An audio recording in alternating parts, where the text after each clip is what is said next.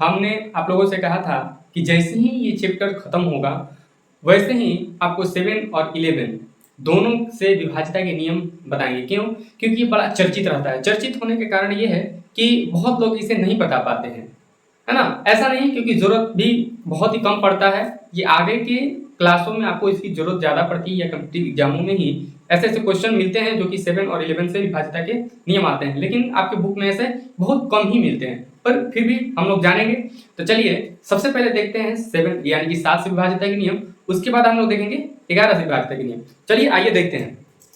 बड़ा आसान है, करना कुछ नहीं है, बस जोड़ और घटाव। बचपन से सीखते आ रहे हैं जोड़ और घटाव, तो बिल्कुल वही जोड़ और घटाव करना है। बस थोड़ा सा डिफरेंट है यहाँ पे। वो क्या है कि अगर आपको दिए 3 या 4 अंक, थोड़ा लगे कि बड़ा कम अंक है, तो उसमें आप ये थ्योरी को अपनाइएगा जो अभी बता रहे हैं। उसके बाद लंबा प्रोसेस में अगर अपना सकते हैं, ऐसा नहीं है, जो बताने जा रहे हैं वो भी आप लंबे अंकों के लिए भी अपना सकते हैं, लेकिन थोड़ा टाइम लग जाएगा। तो क्या फायदा? अगर जो ट्रिक अपना रहे हैं, जो नियम अपना रहे हैं, अगर उसे टाइम भी लग रहा है तो किस फायदा का वो नियम है। तो हम लोग टाइम बचत के लिए यहाँ पर कर रहे हैं। तो सबसे पहले हम क्या करेंगे कि इकाई अंक में 2 से गुणा करेंगे, चाहे कोई भी अंक हो। 2 से गुणा करने के बाद जो भी इधर बचा है सब में से घटा देंगे, जो भी अंक हो उन सब में से घटाएंगे। तो यहाँ पे क्या होगा हमारा 3 दूनी 6, तो यहाँ पे 6 माइनस करेंगे, क्या बचेगा हमारा 49। अब जो भी अंक बचा तो देखेंगे कि 7 से विभाज्य हो रहा है या नहीं हो रहा है। अगर हो गया तो समझ जाइए कि पूरा संख्या क्या होगा, 7 से विभाज्य होगा। अगर अभी भी लंबा बचा, मान चलिए यहाँ 2-4 जैसे इधर बड़ा लिए हैं, तो अगर इधर भी रहता तो यहाँ पर अंक बचता और कुछ अंक आते, तो हम जैसे यहाँ पर किए हैं बिल्कुल वैसा ही यहाँ पर करेंगे। 9 गुणे 2, फिर घटाएंगे, फिर इकाई अंक में 2 से गुणा, फिर घटाएंगे। तो इस तरह से लंबा प्रोसेस हो जाएगा। तो वैसे हमें नहीं करना है बड़े संख्याओं के लिए। ये थोड़ा बहुत अगर है 2-3 अंक का, 3 अंक का, 4 अंक का, तो आप यहाँ से फटाफट जांच कर सकते हैं। इसमें अगर 2 से गुणा करेंगे तो कितना होगा, 2 हो जाएगा ना। तो यहाँ बचा 14, तो यहाँ पर भी क्या होगा, 7 से विभाज्य होगा तो कट जाएगा। यहाँ पर फिर 2 से गुणा करेंगे, यहाँ घटाएंगे -2, यहाँ पर क्या बचा 4 8 62 84, यहाँ पर भी कट गया। तो अगर ये कट रहा है बचा हुआ संख्या, तो समझिए कि क्या होगा, हमारा 7 से विभाज्य होगा। अगर ये बड़ी संख्या आ रही है तब हम वहां पर देखेंगे। अब क्या करेंगे कि अब इसको तो इकाई अंक से घटाएंगे नहीं क्योंकि टाइम लग जाएगा। तो कहा जाता है कि 3 तिगाड़ी काम बिगाड़ी, तो हमें उससे फायदा है। हमें उससे क्या है, फायदा है। बल्कि 3 गो के ही हम लेके चलेंगे, हो के लेके चलेंगे 3 गो, जितना बच जाएगा उसको रहने देंगे और 3-3 का एक समूह बनाएंगे, और जो बचेगा उसको एक अलग समूह बनाएंगे। अब क्या करेंगे कि एक को छोड़ के एक जोड़ देंगे, यानी कि एक के बाद एक वाला जोड़ेंगे। तो यहां से चलेंगे तो इसको छोड़ेंगे तो इसमें जोड़ देंगे। बात को समझिएगा। तो यहां पर हम जोड़ेंगे तो क्या होगा, यहाँ पर 1 है, यहाँ पे 741, तो क्या होगा हमारा 742। 742। अब यहाँ पे क्या बचा हुआ है, ये एक संख्या हो गया। अब ये हमारा बीच वाला डायरेक्ट बचा है, इसके लिए तो कोई साथी है नहीं क्योंकि एक को छोड़ेंगे तो इधर है नहीं कुछ भी। तो 812, 2 संख्या मिल गया। अब इन दोनों संख्याओं को आपस में क्या करेंगे, घटाव करेंगे। तो दोनों संख्याओं को जब आपस में हम घटाव करेंगे, चलिए यहाँ पे हम लिख लेते हैं कुछ इस प्रकार से। तो यहाँ पर बचा 0 और ये हो गया हमारा कितना 6 और 1 7, 70। कितना बचा घटाने पर, तो 70 बचा। तो 70 7 से विभाज्य है या नहीं है, तो बिल्कुल है। तो अगर है तो ये संख्या 7 से विभाज्य होगी। चलिए आगे देखते हैं। फिर यहाँ पर 3 गो का ही लेंगे। अब यहाँ पर भी 3 गो का, यहाँ बचा 1, तो इसको छोड़ देंगे। फिर यहाँ से ये गो छोड़ के ये को जोड़ेंगे। अब यहाँ पे ये कितना है 742, एक जुड़ जाएगा तो कितना होगा 743। ये एक अलग संख्या हो गया। यहाँ पर 623, ये दूसरा संख्या हो गया। तो अब इसको आपस में क्या करेंगे, घटाएंगे। जब आपस में घटाएंगे तो कितना बचेगा, 3 3 0, 4 में से 2 गया 2, 7 में से गया 6, ठीक कट रहा है ना। 742 से एक जोड़ दिए तो 743 हो गया, और 623 क्या किए, घटा दिए। तो यहाँ पे 3 3 0, 4 में से 2 गया 2, 7 में 6 गया 1। अब इसको देखेंगे 7 से ये विभाज्य है या नहीं है। अगर है तो ठीक है, नहीं है तो नहीं कटेगा। अब आप लोग के मन में एक प्रश्न उठ चुका होगा। वो प्रश्न क्या कि यहाँ पर केवल 3 है, यानी कि 1 और 1, यहाँ पर 1 बच रहा है तो आप ऐसे कर ले रहे हैं। लेकिन अगर ये अधिक मात्रा में हो जाए तो क्या करेंगे। तो यहाँ पे हमने उसके लिए भी व्यवस्था किया है। यहाँ पे आप 3 लगाइए, यहाँ पर 3, यहाँ पर 3, यहाँ पर बचा 1। इधर कुछ भी कितना भी जा सकता है, उसे घोड़ाना नहीं है। बस 1 को छोड़ के जोड़ देना है, 1 को छोड़ के जोड़ देना है। क्या करना है? एक को छोड़ के जोड़ देना है। तो यहाँ पे हम जोड़ेंगे तो कितना होगा? 350 में 356 जोड़ेंगे, जोड़िए ना, 6 5 9 10 के 0, 3 3 6 1 7, 706 हुआ। इधर जोड़ेंगे 814, 3 1 4 2 के 2। अब यहाँ पे दो संख्या हमको फिर प्राप्त हुआ। अगर यहाँ 4 संख्या प्राप्त हो जाता है तो फिर हम इसी तरह से करेंगे, 2 को जोड़ेंगे, एक को छोड़ के 2 को जोड़ेंगे, फिर इसी प्रकार से करते करते कहीं ना कहीं नीचे आएंगे। अब इसको घटाइए, बचेगा कितना हमारा? 706 में से 244 को घटाना है तो कितना बचेगा? 4 में से 6 में से 4 गया 2, 10 में से 4 गया 6, यहाँ पे 6 में से 2 गया 4, 4 6 ना। अब यहाँ 400 क्या बचा? 62। तो हम ये 3 अंक का जब संख्या मिल गया तो हम ये रूल को फॉलो कर लेंगे। तो यहाँ पे हम करेंगे 2 से गुणा, 2 से गुणा करेंगे 4, तो 4 घटाएंगे। अब क्या बचा?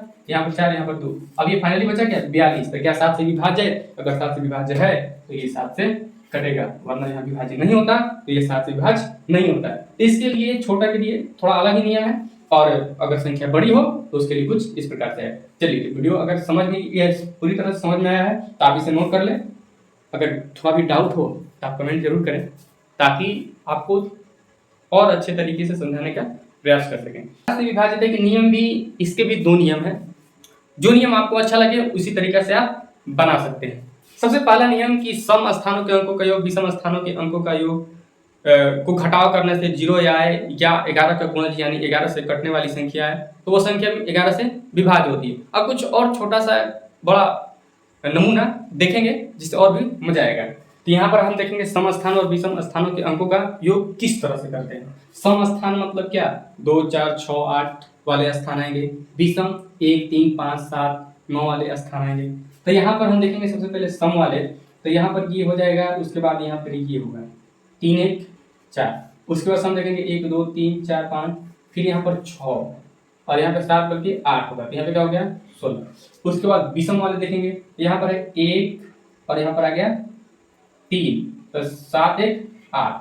उसके बाद चलेंगे तो ये नहीं लेंगे, इसको लेंगे 6 और यहाँ पर है 6, कितना हो गया? 12। जैसे यहाँ पर हमने विषम वाला स्थान चुनेंगे तो पहला आ गया, उसके बाद 2 नहीं 3, 4 नहीं 5, 6 नहीं 7। तो इनको अलग अलग पेयर में क्या करेंगे? हम जोड़ देंगे। जोड़ने के बाद फिर टोटल सम, ये हो गया हमारा सम वाले स्थान का अंकों का, ये हो गया हमारा सम स्थान के अंकों का योग बराबर क्या होगा? ये 16 आया और प्लस ये 4 20। फिर विषम स्थान के अंकों का योग बराबर क्या है हमारा? 12 20।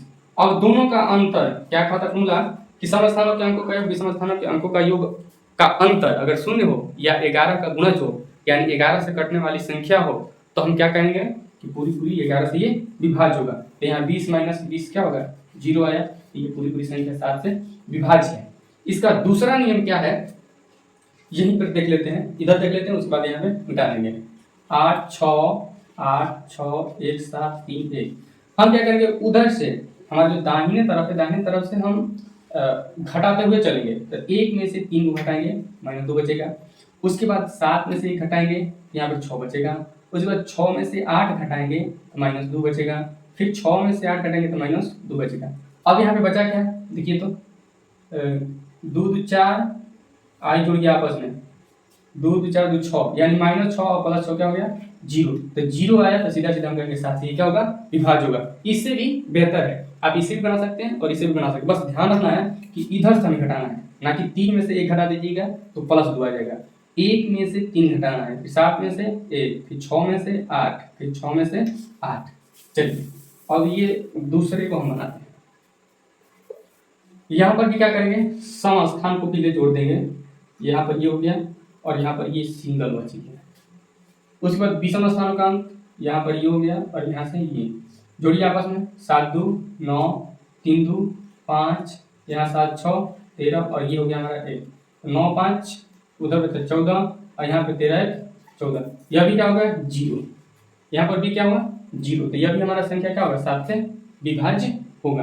बस ध्यान रखना कि एक को छोड़ दिए, देखो यहाँ से लिए ए को छोड़ के यहाँ ले लिए, फिर ए को छोड़ दिए, इसको पकड़े तो ए को छोड़ के फिर यहाँ जोड़ दिए, पहले छोड़ दिए हैं, अगर सम वाले से चल रहा है तो यहाँ से एक को छोड़ेंगे दूसरे को जोड़ेंगे, फिर छोड़ दिए दूसरे को, इसके लिए तो कुछ यहाँ छोड़ने के बाद है नहीं।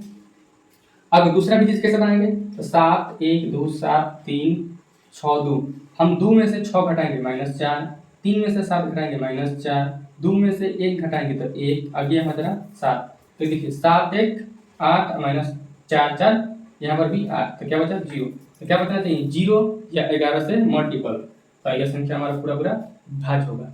यहाँ पर देख लेते हैं एक लास्ट बचा हुआ है, तो ये हमारा इसी विधि से देख लेते हैं, इस विधि से अभी बना लीजिएगा।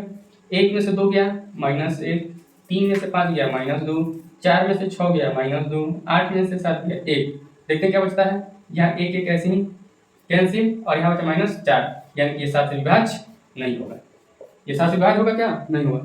चलिए, तो आप लोगों के लिए भी एक टास्क दे रहे हैं, वो क्या है कि आप केवल ये एक संख्या है जिसे आपको जांचना है 7 से, किसे जांचना है 7 से। यहाँ एक संख्या है जिसे जांचना है 11 से, केवल बताना है। यहाँ ये मान लीजिए ए ऑप्शन है और ये बी है। 7 से अगर विभाज्य है तो लिखना है यस में, ए में यस, अगर बी वाला 11 से विभाज्य होगा तो बी में लिखना है यस या नो। कमेंट बॉक्स में जल्दी जल्दी इसे छाप दीजिए। मिलते हैं हम लोग नेक्स्ट वीडियो में, अगले क्लास में अपना बहुपद के साथ, एक नए उम्र के साथ।